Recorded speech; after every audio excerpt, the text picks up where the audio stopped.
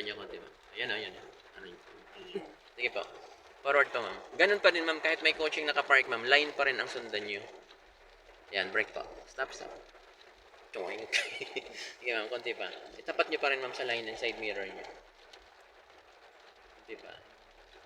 Yan, brake. Tapos, di ba may nakapark doon, ma'am, na bios na yan. Pag nag-diagonal ka niya, ma'am, ang pinakahuli mong reference, ma'am, dito, yung gulong niya, ma'am, sa unahan. Yung pinakahuli. Gulong sa unahan. Okay, full turn.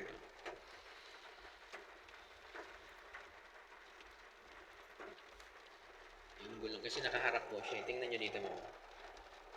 Ano sa dito? Brake pa, brake. Dito man, ma'am. Gulong sa unahan. Sige pa, forward ka, konti. Brake pa, brake, ma'am. Kita nyo na. Yung gulong niya, ma'am, yung gulong niya doon sa pinakadulo. Pag nakita nyo na dito, ma'am, ng buo, ibig sabihin, pwede na kayo mag-reverse. So, dito, ma'am, pag tumingin kayo, nakikita nyo na. Yung gulong na yun. Opo. Pwede na yan. Full turn kayo sa right. Kasi dalawang pintuan yan, ma'am. Dalawang pintuan or gulong. Gulong sa dulo. Yung gulong. Yan, tingnan nyo pa. Tapos yung kotse na yun, ma'am, dapat lumabas dyan. Pag hindi yan lumabas, bangga yan. Pag nakita nyo yung dalawang pintuan, ma'am, ibig sabihin yung line, ma'am, nakalabas na rin. Pasok yan, ma'am. Walang lamis, walang sobra yan. Medyo pala siya dito. Brake. Diba? Pumasok din yung stopper. Sige. Yan, tama na yan. Atas pa rin. Test ng konti, ma'am. Diba? Pinibidyo ko yung dashcam, eh. Yan. Diretso lang. Sige pa. Gas niyo pa. Sige, ma'am.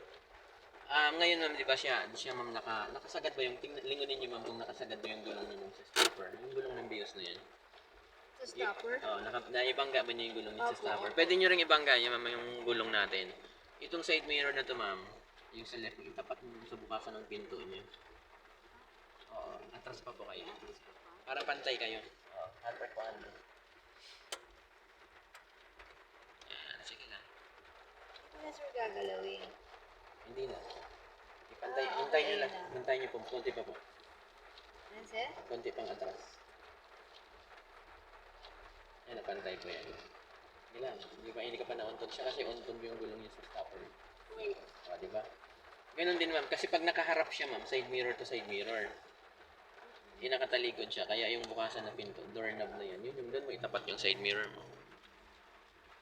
Yun lang din yung isa sa mga tatandaan